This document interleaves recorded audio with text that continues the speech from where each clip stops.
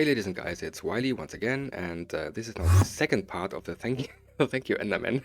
I don't stop recording now. Yeah, so this is now the second part of the RLC beginner's guide, and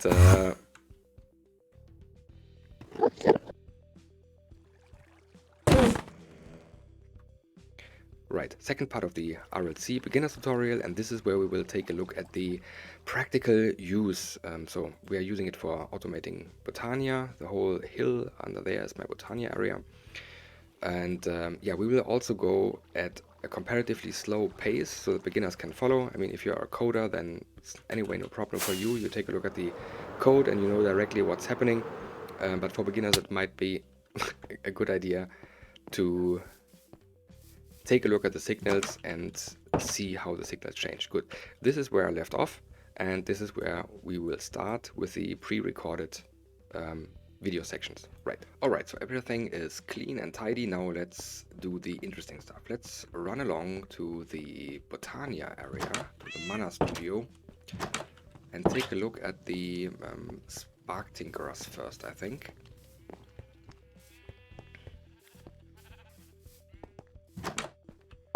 Okay, so here we are, Mana Studio. We have various plants producing mana. There are spreaders somewhere because the mana needs to be caught by spreaders, and the spreaders feed the mana into mana pools, which are these blocks here. And now we need to control the level of those pools, because on the one hand I want the mana directly available if I do some manual stuff, like producing mana steel or doing some runes on this runic altar. And on the other hand, I don't want the pools to run completely full, because then the plants will stop working, and that has some effects on the whole process around it.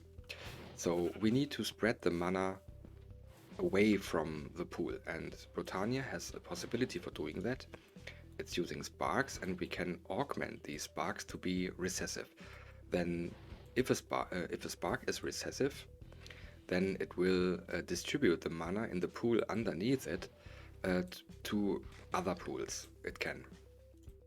And there is such a device called the Spark Tinkerer that you can feed with a redstone pulse, and if it receives a redstone pulse, it will swap its own augment with a random spark with a random pool around it. So there's only one pool around it, so we know where the spark will go. And if you provide it again with a pulse, it will remove that spark again from that pool. Now all we have to do is to control that and observe the mana level. And we do this with an RLC. So we got the blue port on the mana pool and the red port on the Tinkerer. And now let's take a look at the program. So I got a variable A for active, and I use explicit setting and resetting using AND and OR function in this case for controlling if the recessive feature should be active or not. And because A is a variable that is always taken over into the next tick, it won't change if I don't change it explicitly. So if I say A equals A, then it will keep its value infinitely. And now for changing it, I use the comparison of the comparator override on the blue port, which is the mana pool. Let's start with the active setting here. So the OR function will say A equals A, or the expression comparator override is greater than 10. So what does it mean, and what effect does it have? If the level rises to 11, then this expression will hold true. It will be on.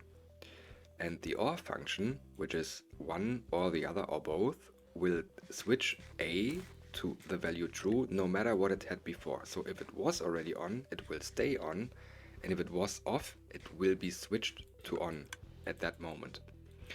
Now the resetting is done above, so if the comparator override is greater than 8, so at least 9, then A will retain its value. So A is A and this comparator override comparison.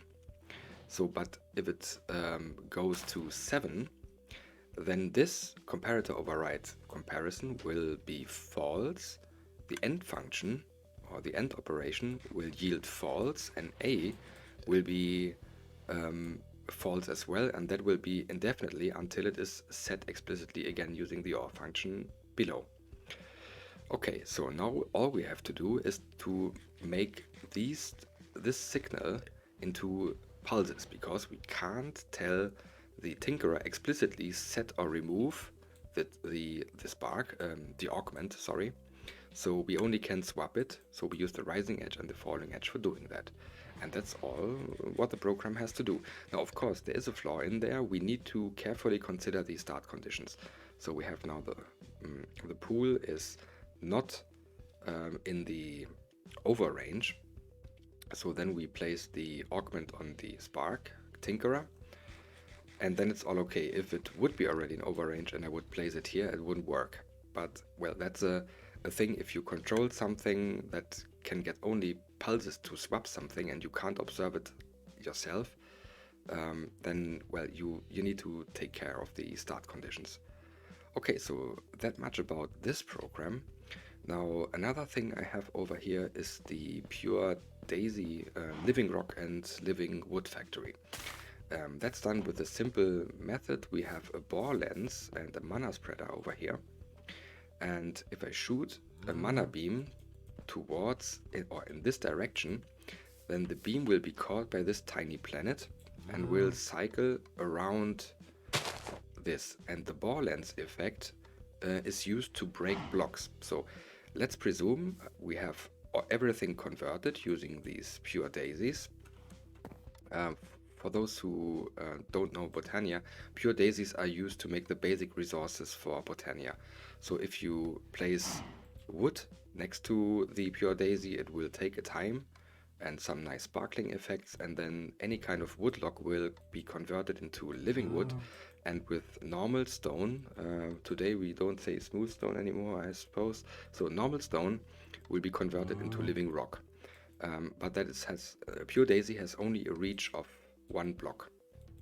Okay, so if that is converted, we want to break those blocks and collect them with the hopper hock, which is a plant that can collect items lying around somewhere.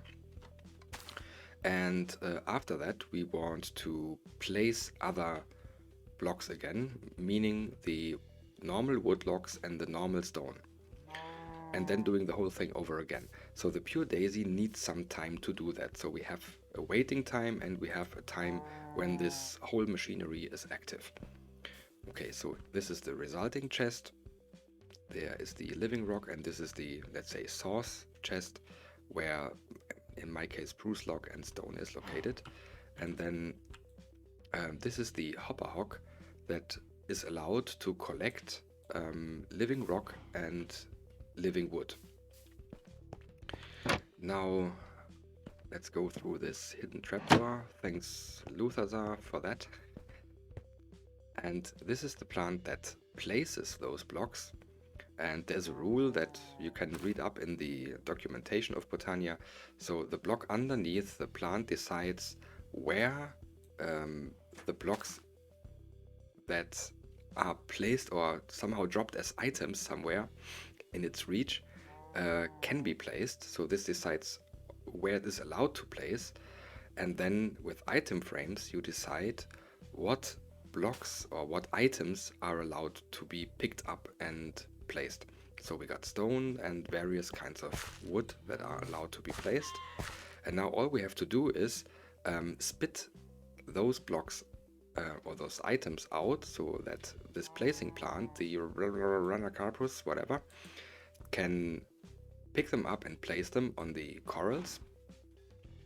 After that, we need to wait until the conversion is done, and then we need to provide the mana spreader with a pulse so that the whole thing is broken again, and the hopper hock can collect the living rock and living wood.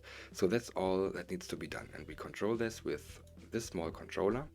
So I measured the time. It is about 80 seconds, I think, so that the pure daisy needs. So we have a wrap over time of about 90 seconds for the whole process. And I do this with a simple timer. Excuse me. So we use the clock in seconds. Once again, we went through this before, and make a wrap over at 90 seconds. And then we have an active time where we are not waiting. Okay, so A is then the active variable. I suppose I wrote that down somewhere. So that's when this time is less than 20 seconds. Okay, then and G, so the G should be the activation lever. That's over here. Okay, that fits well. And b.co. Okay, so and if the dropper is not empty, so then we activate, and when we activate, then we start counting with the normal tick rate of the RLC. That is 4 ticks, and that's something that can be, let's say, easily tuned. So we got A and T greater than 5. So first we break. So we need to wait until the mana beam has finished breaking everything, and let's say about 5 seconds. After that, we can start placing the new blocks. So we spit out new blocks, items from the from the dropper. So we do this with the counter value here, and the counter modulo divided by 2 generates us a signal of 0 or 1. So we get every second count a rising edge, and C is less than 22. That means we want to place 11 blocks. We can double check that again, but we have 11 rising edges here, so the dropper will trigger 11 times. So that is in P like pulse, I think, dropper pulsing. Okay, and then finally we transfer this to the output register. So we have red equals active.rising edge. So when it activates, the first thing that happens is that we will get the mana beam, and then after 5 seconds the whole dropping thing will take place, and then we just wait. And Y equals P, that is dropper control. Okay, Y is this port, Y, and then we go to the dropper control. That's fine. We wouldn't need to do that, because we could also say directly take the comparator output of B. I presume I wrote this before I implemented that you can catch the comparator output of output ports. Okay, now we got it. Let's see how this looks like. First of all, the RLC is active. What time do we have? 56, 57, okay. So we won't wait too long. So let's activate this. Okay. Now let's wait until the 90 seconds have elapsed. Then we will see the mana beam that will go around the blocks, and then we will replace the new source blocks. Come on, time in the bottle. There we go. So that was the activation pulse. Now after 5 seconds, 7, 11. And there we go. And now we wait until the pure Daisy stopped converting, and then we can do the whole process again.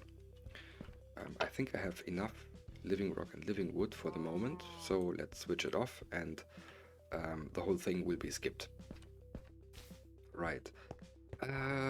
What next? I've got a controller over there. There is a controller down in the ore processing. Let's go to the tree farms first. Okay. See you in a bit. Okay, back. So tree farms.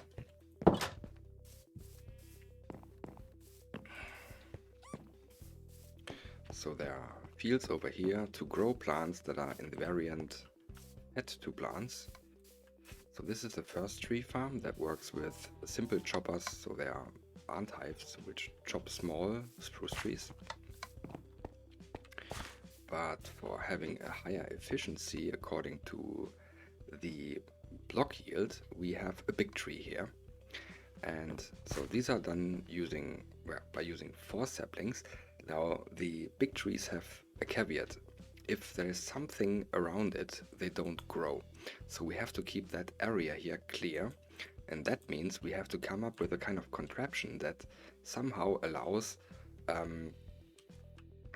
breaking those blocks without having something around it. Well, doing that in a Botania way means, again, using ore lenses and pulse mana spreaders, which we have underneath. So each of those spreaders will take care of one line of woodlogs. Then we have, this is the podzol where the saplings grow on. And now we need to, let's say, open the hatch when the tree is grown. So we need to shift these 4 blocks to the left and these 4 blocks to the right so that we open the silo. After that, we provide a pulse to all the spreaders multiple times so that all the blocks are broken, and then we can start growing a new tree. So the pulse mana spreaders in Botania always need mana pools around it. So these are small mana pools just for caching. And there's then also some kind of small mana generation from the woodlogs we harvested. So a part of that is simply used to keep the own machinery alive. Okay, underneath is the contraption for opening the hatch. So we have 4 so-called force relay blocks, which are also blocks provided by Vasky, so by Botania. And these have a nice feature. If you move these force relays with pistons, they can magically move other blocks that are bound to them in the same direction. So I have 4 blocks here, which can be completely moved 1 block to the left, and underneath I have 4 force relays which are moved 1 block to the right. Well, and these are then bound to these 4 blocks to the left and these 4 blocks to the right. Okay, now we need to control that. One thing we don't want is activate the pulse spreaders without having the hatch open. So this is done by one controller, that this is always synchronized. And yeah, so let's take a look at the program. So this controller needs an input, exactly. So we use the yellow line again for having an input here. And that goes to another controller, which simply does, a bit of process control for the whole synchronization thing, But let's take a look first at the break control. So we have an activation variable A again. So when I use a pulse timer on Y, which is the input, so there's an input pulse coming from the other controller, and the preset time is 600 ticks. Okay, now we have R is close, B is open, and then we have to take care of a race condition that can happen with pistons. So if I deactivate, let's say, these pistons and immediately activate those, then it is very likely possible that the force relays won't move correctly. So at first I need to deactivate those pistons so that the block space is clear, and after that I can activate those pistons to move the whole thing around. And when the whole thing goes back, I need to deactivate those first, and then I can activate these pistons. So we need to have a small delay between activation and deactivation, and the problem can be solved by, well, adding a small delay to one of the 2 signals. Okay, how is this done? We have a red port, so that's the activation, and then the deactivation is at B. No, B is open, so that's the activation, and R is closed, so the deactivation. So we use 2 other pulse timers, instances 2 and 3. And now this is for resolving the race condition. So T on not A 20 means 1 second later we have a 2-tick pulse for closing, and when we open we just need a 2-tick pulse on activation for providing the hatch opening pistons with the redstone signal. Okay, and then we got the chopping. So we have multiple chopping pulses and we can use this TP1 here. We use the elapsed time, so that runs from 0 to 600 divided by 10 runs from 0 to 60. And if I provide this, if I use this time modulo 2, then we will get again a pulse that is between 1 and 2 equals 0, means that this holds true when we get the 0 signal from that timer. And then the green port goes here, so there's a relay there, it goes there, and then we have the pulses on the spreaders. So the green port is then the on timer 2 of, on the one hand, it needs to be activated, and we definitely want enough time to open the hatches. So this is a delay here, and then these are just frequent pulses to frequently activate the mana spreaders for breaking all the blocks. Okay, so let's activate this and take a look how it looks like. Where's the activation? And there. Supplementary sconce lever. Nice thing. So, opening hatch now. The second burst, third burst. And again. So you can see it's simply, it keeps pulsing for a time. And the mana spreaders shoot whenever the mana beams are, I think when they expire or whatever. Don't know exactly. There we go. Closing the hatch, and then something happened already according to the replanting, but that's done with the other controller. Okay, so next controller, that is the main processing controller. And you can see there are quite a lot of outputs and inputs connected to that one. So on the up side is a relay that can block this hopperhawk, which is a plant that can collect items from the world and place it in inventories next to it. So on the one hand, we have the dropper where saplings are allowed, defined by this item frame.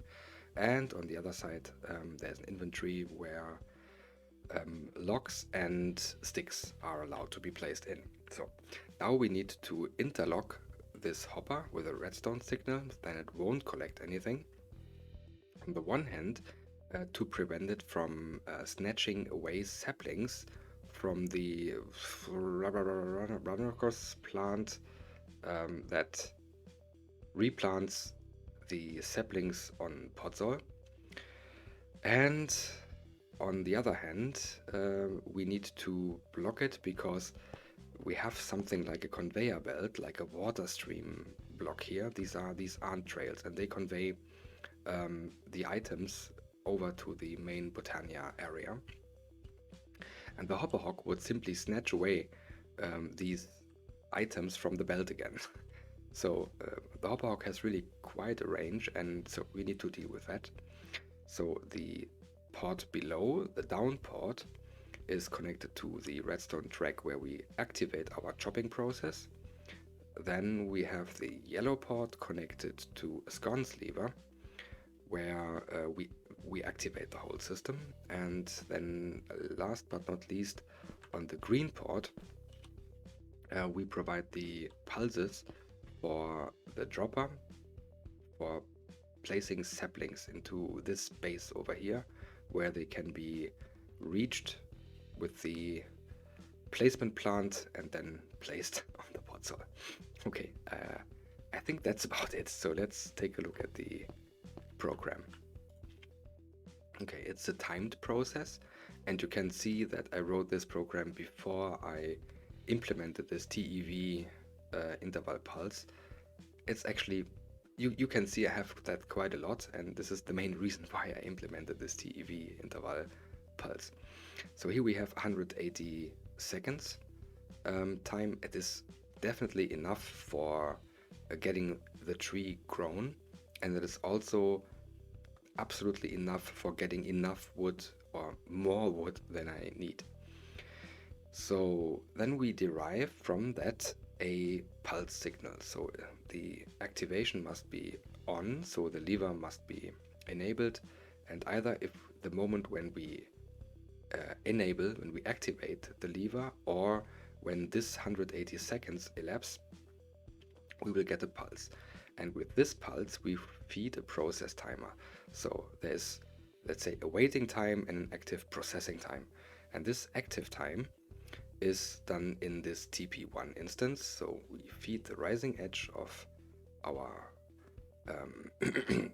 activation signal, or our enable signal, into that, and then it elapses after 1500 ticks. Derived from that, or a subsection of this time, a slice of this time, is the replanting time. So we need to provide new saplings, and we can't do it in the very beginning because that's the point when we are chopping, so the hatch is open, so we can't provide saplings then. And we theoretically we would not need the end time spec here, so it would work the other way. But let's, for being safe here, we just say, okay, we provide saplings between 600 and 1300 ticks after the process has been activated, right? So then we need to block the hopper when it is active, and we have to block the hopper hog, so when it is not active, or when we are providing the saplings, because otherwise the hopper hog would snatch the saplings away from the placement plant. Okay, then we are already here. Down is then the chopper trigger. So on activation we get a rising edge, and we forward that rising edge to the chopper. And then the dropper pulses are very simply done here. So we have a variable x, which is always taken over into the next tick. And if we say not x, then it will always flip between 1 and 0, or better said, between 15 and 0. But we only need to do this while we are providing the saplings. And otherwise, it will be clamped to 0, because end 0 or end false is also always false. Okay, using that x, we can count. So, and we use that counter for counting how many saplings we provide, and we stop at 5, between 0 and 11. It's a number simply greater than 5, so it fits well. I could also say 6 here, it doesn't matter. Okay, and we reset this counter when the activation is removed. So when we are waiting for the tree to grow, then this active timer has expired, and then the counter is also reset. And finally we forward this signal to green, but only if we have not reached 5 saplings. And that's about it. Now let's check how it works. We saw it before, but we think we're more focused on the chopping. So the hopper hog is unblocked, the hopper is hogged, is blocked. Okay, so now we collect the logs and also the saplings. We can't see that now because the glass is in between, but believe me, it is also, the dropper is filled with saplings. So we get sticks and logs.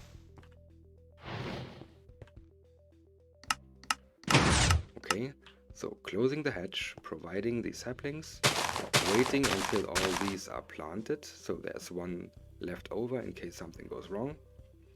And then after a while, the hopper is released and the logs can be transported into the main processing area of that Botania studio, or however you may call it.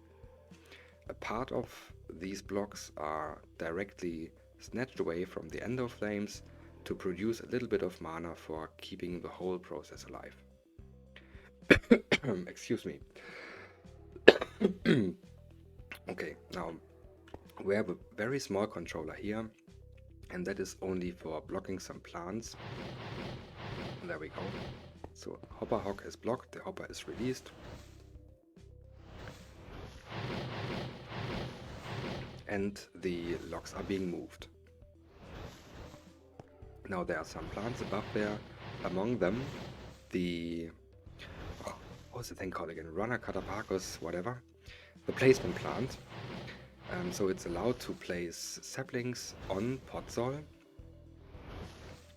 and providing a redstone signal to the pot soil block will providing indirectly a redstone signal to the plant, so it won't plant for that time.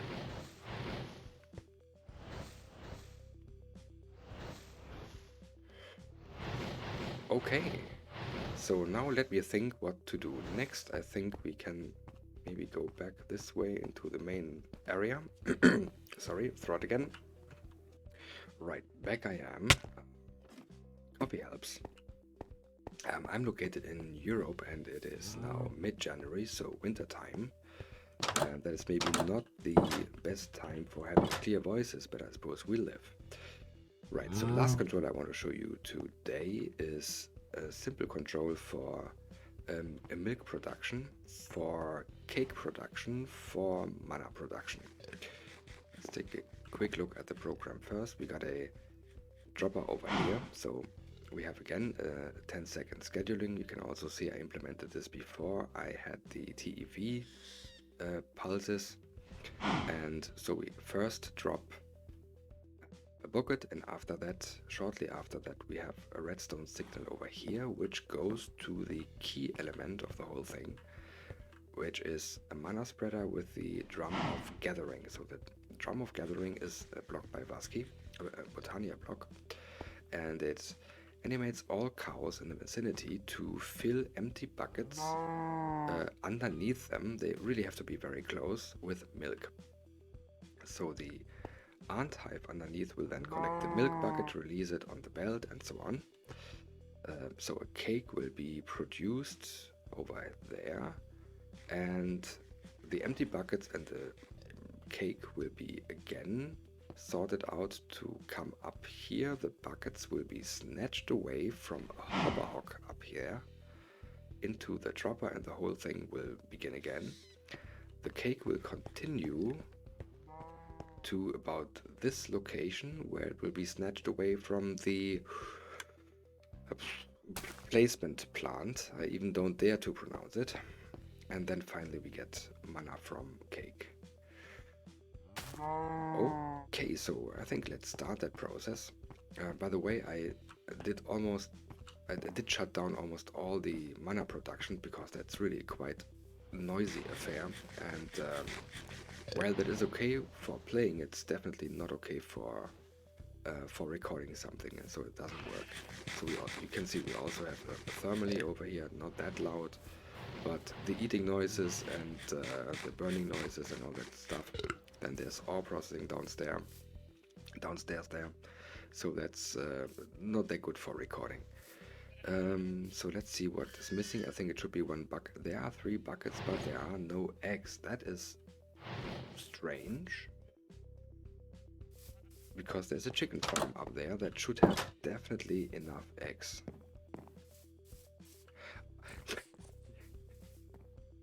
I should have some spare eggs somewhere.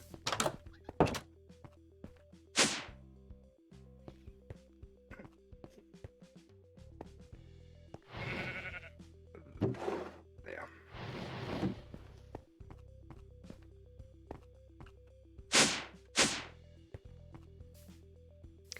So let's place the eggs, and now the whole thing can start. So the cake was just crafted, everything is dropped underneath on another trail, and the cake and the buckets come up here again. Come on. So buckets and the cake, that is then drops downstairs again into another sorting thing, and there they go up again.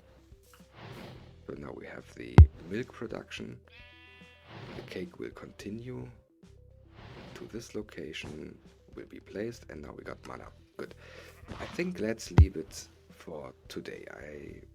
I'm pretty much I think I've pretty much shown everything that needs to be shown for now about the RLC, including some inspirations how to do, let's say, automation with Botania and the RLC. So that should be enough for today. I'm presuming the video will be very long. um, let, let, let's see when I concut this. Okay, but until then, I'd be very interested what you do with the RLC, if you do other stuff and in a completely different context and so on. So I'd be glad to hear that. So you can drop me either a mail, a message on Curse or on the GitHub. But until then, I'll say, well, stay safe and have fun. Cheerio.